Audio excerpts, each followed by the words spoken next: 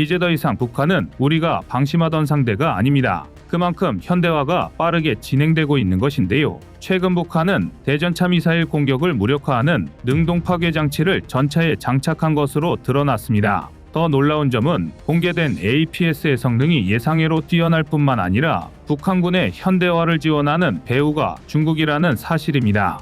어찌 보면 오랜 기간 경제 제재로 궁핍해진 북한이 이처럼 신형 무기를 계속해서 공개하는 것은 인접 국가의 지원이 없이는 불가능한 일이었는데요. 이 때문에 우리 군 당국의 움직임도 바빠졌습니다. 대전차 무기를 비롯하여 북한이 도입 중인 무기 체계를 현재 한국군의 방공 체계로는 100% 맡기는 불가능하기 때문입니다. 그래서 준비했습니다. 오늘은 북한이 최근 공개한 충격적인 신무기들을 낱낱이 파헤쳐보고 이를 무용지물로 만들기 위한 우리의 대비책 KAPS에 대해 알아보겠습니다. 러시아의 침략 전쟁이 장기화하면서 우크라이나군은 전 세계로부터 다양한 무기를 공급받고 있습니다. 특히 전차 관련 무기들은 전시회장을 방불케 할 만큼 각국의 기술 각축 전장이라고 봐도 될 정도인데요. 그 중에서도 대전차 무기는 대체 몇 종류나 도입된 것인지 10손가락이 모자랄 정도입니다. 우크라이나 측은 2023년 3월까지 자신들이 약 3천여 대 이상의 러시아군 전차를 파괴했다고 주장하고 있는데요. 서방 언론 중 피해 집계가 가장 보수적이라고 알려진 네덜란드 군사정보 채널 오릭스 역시 약 1700여 대의 러시아 전차가 파괴된 것으로 추정된다는 보도를 내놔 이런 주장에 신빙성을 싣고 있습니다.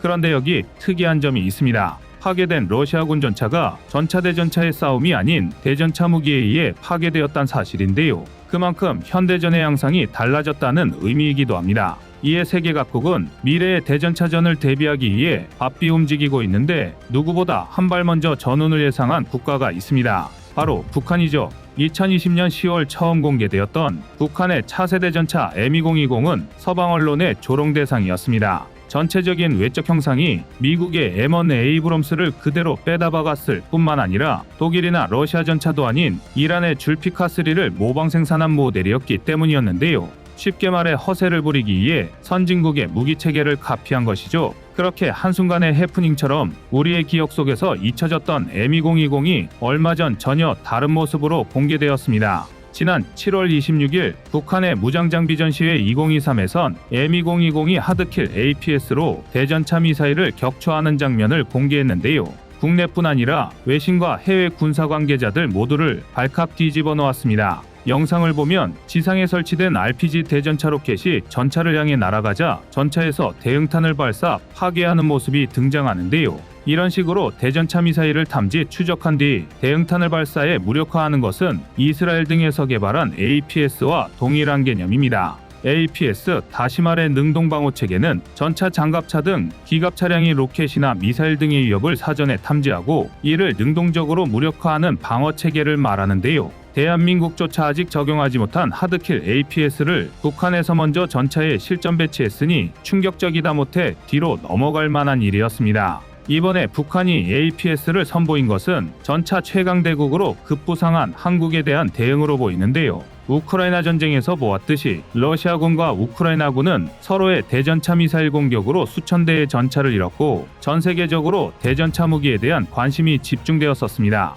현재 제블린을 필두로 한국군이 운용 중인 현군까지 최신 전차까지 개발해 놓은 북한이 한미연합군의 대전차 미사일을 의식할 수밖에 없었을 것입니다. 그러나 APS를 만들려면 대전차 미사일을 탐지할 레이더, 요격을 수행할 대응탄, 사격 시점 등을 계산할 사격 통제 장치를 결합해야 하는데요. 북한이 APS를 자체적으로 개발했을 가능성보다는 필요한 기술을 중국, 러시아 등에서 확보했을 가능성이 훨씬 높아 보입니다. 전문가들은 M2020의 APS가 러시아의 최신형 전차 T-14 아르마타에 적용되었던 아프가니트와 비슷한 형태라고 분석하고 있습니다. 러시아는 T-14 최초 공개 당시 아프가니트가 12mm 날개 안정 분리 철갑탄 등 운동에너지탄에 대해서도 완벽한 방어 능력을 갖추고 있다고 주장했는데요.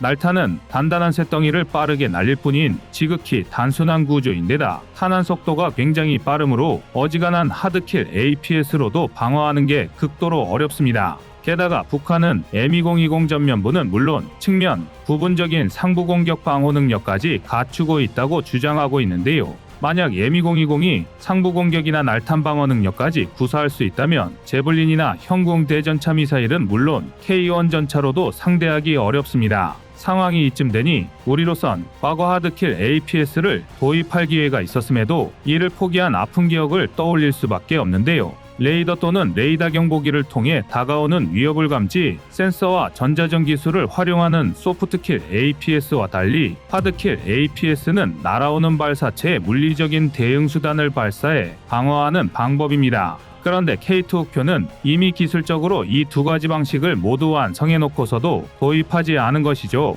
K2 우표는 MMW 레이더 경보 센서, 중앙 통제기 다영역 차장 연막탄으로 구성된 소프트킬 방식의 APS를 탑재하고 있는데요. 위협 탐지 체계를 통해 대전차 미사일 등이 감지되면 KM-25 연막탄 발사기가 다영역 차장 연막탄을 발사해 넓은 영역의 커튼 형태의 차폐 구역을 형성합니다. 다영역 차장 연막탄은 가시광선, 적외선은 물론이고 밀리파 레이더까지 교란하거나 차단할 수 있어서 적전차의 거리 측정 레이저, 유도 레이저, 적외선 레이더 등을 모두 회피할 수 있는데요. 즉 연막을 터뜨려 시각적으로 모습을 숨길 뿐만 아니라 레이더, 감지 체계상에서도 사라진다는 뜻입니다. 대한민국이 가진 하드킬 방식의 APS 기술력 역시 차고 넘치는 수준이었습니다. KAPS라 불리는 대한민국의 독자적인 하드킬 APS는 100에서 150m 전방에서 접근하는 미사일이나 전차포탄을 3차원 탐지 추적 레이더, 열상 탐지 추적기 등을 통해 탐지하고 파편형 대응탄으로 10에서 15m 전방에서 요격하는 방식인데요. 요격 과정에서 걸리는 시간은 고작 0.3초에 불과 인간으로서는 도저히 인지할 수 없는 짧은 시간 사이에 위협체에 대응할 수 있는 셈입니다. 심지어 빠를 뿐만 아니라 명중률도 높아 이미 개발 단계에서 대응탄의 명중 확률이 무려 80% 이상이었다고 하니 기본적으로 튼튼한 K2 우표의 압도적인 방호력까지 더해 생각한다면 가히 3.5세대 전차 중 최강의 방호력이라 불러도 손색 없는 정도입니다. 뿐만 아니라 KAPS는 요격 고각을 상하 60도까지 설정할 수 있었기 때문에 대한민국 특유의 산악지형을 완벽히 방어할 수 있었습니다. 또한 차후를 통해 전차의 가장 큰 약점인 상부 공격에까지 대응할 수 있도록 개량할 계획까지 세워져 있었습니다. 그러나 정작 아쉽게도 K2 우표에는 다영역 차장 연막탄만이 탑재되었을 뿐 KAPS는 최종 단계에서 빠졌습니다. 본래 KAPS는 K2 우표 첫 양산분에 적용될 예정이었지만 다영역 차장 연막탄과 동시에 사용할 수 없다는 문제점이 발견되었고 관련 결의 부족과 보병 전술 체계 미흡, 교보제 부족 등이라는 어이없는 이유로 취소되었습니다.